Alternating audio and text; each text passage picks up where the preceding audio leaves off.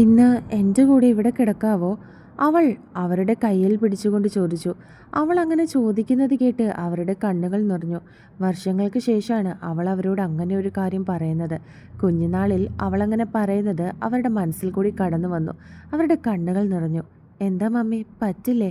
അവരുടെ നോട്ടം കണ്ട് അവൾ സംശയത്തോട് ചോദിച്ചു. കിടക്കാം മോളെ, അവളുടെ കവളിൽ കൈവച്ചുകൊണ്ട് അവർ പറഞ്ഞു. ശേഷം അവർ കിടന്നതും അവളും ലൈറ്റ് അണച്ചിട്ട് അവളുടെ മമ്മിയുടെ അടുത്തേക്ക് ചെന്ന് കിടന്നു. അവരെ ആ വലിയ ബെഡ്ഷീറ്റ് രണ്ടു പേർക്കുമായി പുതപ്പിച്ചു. സോണി അവരുടെ മാറിലേക്ക് തലവെച്ച് അവരെ ചുറ്റിപ്പിടിച്ചു.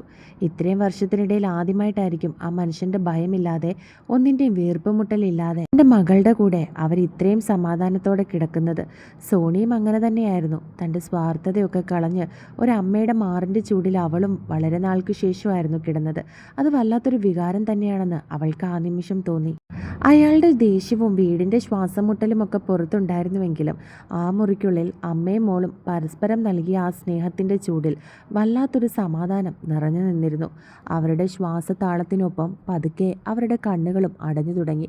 നേരെ അർദ്ധരാത്രിയായപ്പോൾ അവളും അവളുടെ മമ്മിയും ഉറക്കത്തിലേക്ക് വഴുതി വീണിരുന്നു. പിറ്റേന്ന് രാവിലെ ചാർലിയുടെ വീട്ടിൽ എല്ലാവരും എഴുന്നേറ്റ് വരുന്നതേ ഉണ്ടായിരുന്നുള്ളൂ. ഷീതു രാവിലെ അടുക്കളയിൽ ചെന്നപ്പോൾ മമ്മി എല്ലാവർക്കും വേണ്ടിയിട്ട് ചായ ഇട്ടുകൊണ്ടിരിക്കുകയായിരുന്നു. മമ്മി രാവിലെ എഴുന്നേറ്റോ?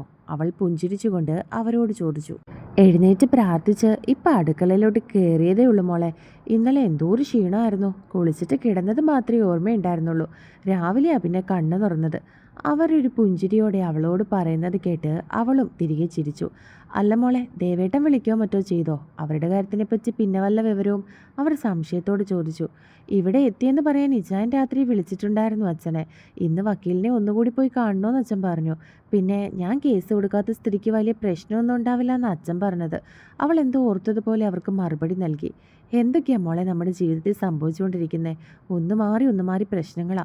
ഇനി എല്ലാം കഴിഞ്ഞ് എന്നാ സമാധാനത്തോടെ ഒന്ന് നിൽക്കുന്നതെന്ന് എനിക്കറിയില്ല. എന്നാലും അവരൊക്കെ അങ്ങനെ ചെയ്യുമെന്ന് ഞാൻ സ്വപ്നത്തിൽ പോലും കരുതിയിരുന്നതല്ല. നീ 10 ദിവസം അവിടെ എങ്ങനെ നിന്നു എന്നാണ് ഞാൻ ഇപ്പോഴും ചിന്തിക്കുന്നത്. ഒരു പക്ഷേ ഞങ്ങൾ വരുന്നതിന് മുമ്പ് അവരിങ്ങനൊരു പ്രവൃത്തി ചെയ്തിരുന്നെങ്കിൽ ആരും അറിയുക കൂടിയില്ലായിരുന്നു.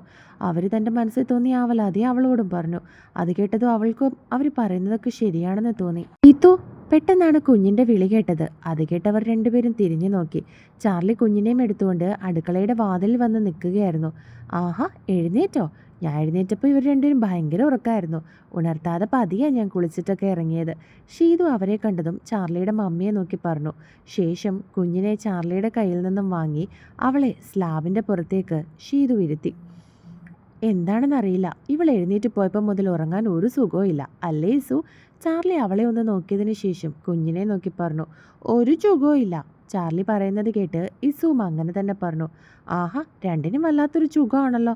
കുഞ്ഞു അങ്ങനെ പറയുന്നത് കേട്ട് ചാർലിയുടെ മമ്മി അവനെ കളിയാക്കിക്കൊണ്ട് പറഞ്ഞതും അവൻ ഇളിച്ചു കാണിച്ചു. അപ്പോഴേക്കും അവർ ചായയൊക്കെ ഇട്ടിരുന്നു. മോളെ, നീ ഇതൊന്ന് കപ്പിലേക്ക് ഒഴിച്ചേക്ക്, ഞാനിത് അച്ചായന് കൊടുത്തിട്ട് വരാം. ഒരു കപ്പിലെ ചായ എടുത്തതിന് ശേഷം അവർ ഷീതുവിനെ നോക്കി പറഞ്ഞു. ശേഷം അയാൾക്കുള്ള ചായയുമായി അവർ സിറ്റൗട്ടിലേക്ക് നടന്നു. അവർ പോയതും ഷീതു ചരുവത്തിലുണ്ടായിരുന്ന ചായ എല്ലാവർക്കും വേണ്ടി കപ്പിലേക്ക് ഒഴിക്കാൻ തുടങ്ങി. ഈ ചായ കുഞ്ഞിനെ പല്ല് തേപ്പിച്ചിരുന്നോ? അവൾ സംശയത്തോടെ ചാർലിയെ നോക്കി ചോദിച്ചു. എന്നാൽ അവൻ അതൊന്നും ശ്രദ്ധിക്കാതെ അവളെ വല്ലാതെ അടിമുടി നോക്കുകയായിരുന്നു. അവൻ്റെ അനക്കമൊന്നും കേൾക്കാഞ്ഞതും അവൾ തിരിഞ്ഞ് അവൻ്റെ മുഖത്തേക്ക് നോക്കി. തന്നെ നോക്കിക്കൊണ്ട് നിൽക്കുന്ന ചാർലിയെ കണ്ട് ഷീതുവിനാകെ ചളുപ്പ് വന്നു. എന്താ ജയ, രാവിലെ എഴുന്നേറ്റ് വന്നിട്ട് ഇങ്ങനെ ആദ്യമായിട്ട് കാണുന്നത് പോലെ നോക്കുന്നേ? എന്നാ പിടിക്ക്. അവൾ ചായക്കപ്പ് അവന് നേരെ നീട്ടിപ്പറഞ്ഞു. അവൾ അങ്ങനെ ചോദിക്കുന്നത് കേട്ടതും അവനൊരു ചിരിയോടെ അവളുടെ കയ്യിൽ നിന്നും ചായക്കപ്പ് വാങ്ങി. എന്താ ഇങ്ങനെ നോക്കുന്നേ? പിന്നെയും അവളെ തന്നെ നോക്കി നിൽക്കുകയായിരുന്നു ചാർലി. അവനൊന്നുമില്ലെന്ന് അവളെ നോക്കി ചുമലനക്കി. ശേഷം വീണ്ടും ചായ ഒഴിക്കാൻ വേണ്ടി അവൾ അങ്ങോട്ടേക്ക് നടന്നു. ഈ ചായ ഇവളെ പല്ല് ഏൽപ്പിച്ചിരുന്നോ? കുഞ്ഞിന് ചായ കൊടുക്കാൻ വേണ്ടി അവൾ സംശയത്തോട് ചോദിച്ചു. ഞാൻ തേച്ചു അമ്മ, കുഞ്ഞ് തന്നെ അവളോട് മറുപടി പറഞ്ഞു. കേട്ടതും അവനെന്താ ഒന്നും മിണ്ടാത്തതെന്നുള്ള അർത്ഥത്തിൽ അവൾ തിരിഞ്ഞ് അവൻ്റെ മുഖത്തേക്ക് നോക്കി. അവൾ തേച്ചടി. അവൾ നോക്കുന്നത് കണ്ട് ചാർലി മറുപടി പറഞ്ഞു. അത് കേട്ട് ഷീതു അവളുടെ കുഞ്ഞ് ഗ്ലാസ് എടുത്തു. ശേഷം അതിലേക്ക് ചായ ഒഴിച്ച് അവൾക്ക് കൊടുത്തു. നീ സോണിയെ വിളിക്കുകയോ മറ്റോ ചെയ്തോ? ചാർലി ചോദിക്കുന്നത് കേട്ട് അവൾ അവനെ നോക്കി. ഇല്ലേ ചായ, റയാൻ ഇന്നലെ പോയിട്ട് അപ്പോഴേ വന്നു എന്ന് തോന്നുന്നു. അവനോട് ചോദിച്ചാൽ അറിയായിരുന്നു, അവളും പറഞ്ഞു. എന്നെ പറ്റിയാണോ ഇവിടെ ചർച്ച? എൻ്റെ പേരൊക്കെ പറയുന്നത് കേട്ടു. ഞാൻ അങ്ങോട്ടേക്ക് വന്ന് ചാർലിയുടെ തോളിൽ കൂടി കൈയിട്ട് ചോദിച്ചു. ആ, നീ വന്നോ? ദാ. അതും പറഞ്ഞ് ഷീതു അവനും ചായ കൊടുത്തു. നിന്നെക്കുറിച്ച് ഇപ്പോൾ പറഞ്ഞതേ ഉള്ളൂ, ചാർലി അവനെ കണ്ടതും പറഞ്ഞു.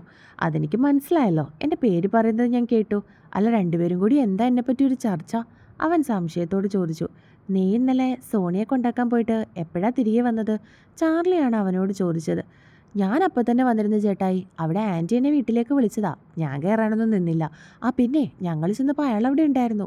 റയാൻ പറയുന്നത് കേട്ട് ഷീതു സംശയത്തോടെ അവൻ്റെ മുഖത്തേക്ക് നോക്കി. അവളുടെ പപ്പ ഉണ്ടായിരുന്നോ? ഉണ്ടായിരുന്നു ചേട്ടത്തി. അതും പറഞ്ഞ് റയാൻ ഗേറ്റിൻ്റെ അവിടെ ചെന്ന് അവളുടെ മമ്മിയുടെ ഫോണിലേക്ക് വിളിച്ചതും എന്നാൽ അവരുടെ പപ്പയാണ് ഇറങ്ങി വന്നതെന്നൊക്കെയുള്ള കാര്യങ്ങൾ അവരോട് രണ്ടുപേരോടും പറഞ്ഞു. എന്നിട്ട് നിന്നെ കണ്ടിട്ട് അയാളൊന്നും ചോദിക്കുകയോ പറയുകയോ ചെയ്തില്ലല്ലോ? ചാർലി സംശയത്തോടെ അവനെ നോക്കി. ഇല്ല ചേട്ടായി, എന്നോടൊന്നും ചോദിച്ചില്ല. ഞാൻ അവളെ അവിടെ കൊണ്ടാക്കിയിട്ട് തിരികെ വരികയും ചെയ്തു. അവൻ അവരെ നോക്കി മറുപടി പറഞ്ഞു. അപ്പോഴേക്കും അവരുടെ മമ്മി പപ്പയ്ക്ക് ചായ കൊടുത്തതിന് ശേഷം അങ്ങോട്ടേക്ക് വന്നു. അവരും അവൻ പറയുന്ന കാര്യങ്ങളൊക്കെ കേട്ടിരുന്നു. ചിലപ്പോൾ ഇവൻ തിരിച്ചു പോകുന്നതിന് ശേഷം അവിടെ എന്തെങ്കിലും വഴക്കോ മറ്റോ ഉണ്ടായിക്കാണോ ചാർലി? അവർ സംശയത്തോടെ തൻ്റെ മകൻ്റെ മുഖത്തേക്ക് നോക്കി. ഒന്നും അറിയില്ല മമ്മി, ചിലപ്പോൾ ഉണ്ടായിക്കാണാനും സാധ്യതയുണ്ട്. നമ്മുടെ കൂടെ അവൾ വന്നതെന്ന് അയാൾക്കറിയില്ലല്ലോ. ഏതോ ഫ്രണ്ടിൻ്റെ മാരേജിൻ്റെ റിസപ്ഷന് പോകുകയാണെന്നല്ലേ അവൾ പറഞ്ഞിരുന്നത്. അപ്പോൾ ഇവൻ കൊണ്ടാക്കിയത് കണ്ടതുകൊണ്ട് അയാൾ എന്തെങ്കിലും ചോദ്യവും പറച്ചിലൊക്കെ ഉണ്ടായി കാണും. ഇതു നീ ഒരു കാര്യം ചെയ്, അവളെ ഒന്ന് വിളിച്ചു നോക്ക്. അവളിപ്പോൾ എഴുന്നേറ്റിട്ടുണ്ടായിരിക്കുമല്ലോ. ചാർലി പറഞ്ഞതും എല്ലാവർക്കും അത് ശരിയാണെന്ന് തോന്നി. അവൾ തൻ്റെ ഫോൺ എടുത്തു. ശേഷം സോണിയുടെ ഫോണിലേക്ക് വിളിച്ചു. പിറ്റേന്ന് രാവിലെ ഫോണിൽ റിംഗ് ടോൺ കേട്ടപ്പോഴാണ് സോണിയും മമ്മിയും കണ്ണു തുറന്നത്. ഒരുപാട് വർഷങ്ങൾക്ക് ശേഷമാണ് മരിയ അത്രയും നന്നായി ഉറങ്ങുന്നതെന്ന് അവർക്ക് തോന്നി. മകളുടെ സാന്നിധ്യത്തിൽ അവർ സമാധാനത്തോടെ ഉറങ്ങിയിരുന്നു. അവൾ ഉറക്കച്ചെവിടോടെ ഫോൺ എടുത്തു നോക്കി. ശീതളെന്ന് കണ്ടതും അവൾ ഫോൺ കയ്യിലേക്ക് എടുത്തതിന് ശേഷം തൻ്റെ മമ്മിയുടെ മുഖത്തേക്ക് നോക്കി. ചേച്ചിയാണല്ലോ രാവിലെ വിളിക്കുന്നത്. ഇന്നലെ വന്നതിന് ശേഷം ഞാൻ മെസ്സേജൊന്നും അയച്ചില്ലല്ലോ. ചിലപ്പോൾ വിശേഷങ്ങൾ എന്തായെന്നറിയാൻ വേണ്ടിയിട്ട് വിളിക്കുന്നതായിരിക്കും. അവൾ പറഞ്ഞുകൊണ്ട് ഫോൺ എടുത്ത് ചെവിയിലേക്ക് വെച്ചു. ഹലോ മോളെ. മറുവശത്തു നിന്നും ഷീതു വിളിച്ചു. ചേച്ചി എന്താ രാവിലെ തന്നെ? അവളും സംശയത്തോട് ചോദിച്ചു. ഒന്നുമില്ല മോളെ, ഞാൻ വെറുതെ വിളിച്ചതാ. റയാനിപ്പോൾ പറഞ്ഞപ്പോഴാണ് കാര്യങ്ങളൊക്കെ അറിഞ്ഞത്. ഇന്നലെ അങ്കിൾ അവിടെ ഉണ്ടായിരുന്നു അല്ലേ? അവൾ തിരികെ ചോദിച്ചു. ആ ഉണ്ടായിരുന്നു ചേച്ചി. ഇന്നലെ അവനെന്നെ കൊണ്ടാക്കിയത് കുറച്ച് പ്രശ്നമായി. ഞാനും പപ്പയായിട്ടൊന്ന് ഉടക്കി.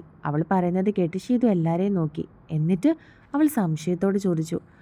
എല്ലാം നേരിട്ട് കാണുമ്പോൾ പറയാം ചേച്ചി. പിന്നെ ഇന്നലെ തന്നെ മമ്മി എല്ലാ കാര്യങ്ങളും അറിഞ്ഞു. മമ്മി എൻ്റെ അടുത്തുണ്ട്, ഞാൻ ഫോൺ കൊടുക്കാം, ചേച്ചി സംസാരിക്ക്.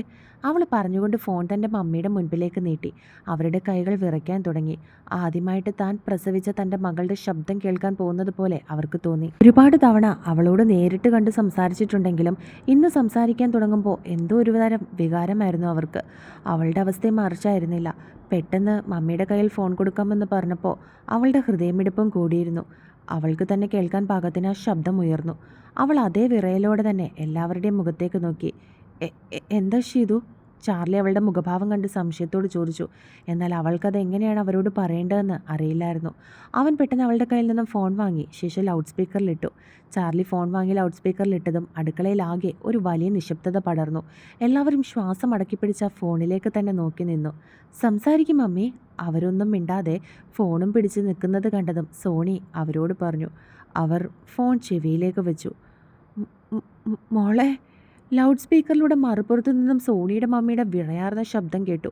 ഷീതുവിൻ്റെ കണ്ണുകൾ നിറഞ്ഞൊഴുകി. ചാർലിയായിരുന്നു ഫോൺ പിടിച്ചിരുന്നത്. അവനൊരു കൈ കൊണ്ട് ഫോൺ പിടിച്ചിട്ട് മറുകൈയാൽ അവളെയും ചേർത്ത് പിടിച്ചു. റയാനും അവളുടെ അടുത്തേക്ക് ചെന്ന് നിന്നു. അവളുടെ കണ്ണുകൾ നിറഞ്ഞൊഴുകുന്നത് കണ്ട് ചാർലിയുടെ മമ്മിയുടെയും കണ്ണുകൾ നിറഞ്ഞിരുന്നു. എൻ്റെ അമ്മയുടെ ആ ശബ്ദം കേട്ട് അവൾക്ക് വാക്കുകൾ പുറത്തേക്ക് വരുന്നുണ്ടായിരുന്നില്ല. ചാർലി അവളുടെ തോളിൽ പതുക്കെ തട്ടി അവൾക്ക് ധൈര്യം നൽകി. മോളെ. അവർ വീണ്ടും വിളിച്ചതും ഷീതു പൊട്ടിക്കരഞ്ഞു. അവളുടെ ഏങ്ങലടികളും ശബ്ദവും മാത്രമേ അവർക്ക് കേൾക്കാൻ സാധിക്കുന്നുണ്ടായിരുന്നുള്ളൂ. അത് കേൾക്കും തോറും ആ അമ്മ മനസ്സ് വല്ലാതെ വേദനിക്കാൻ തുടങ്ങി.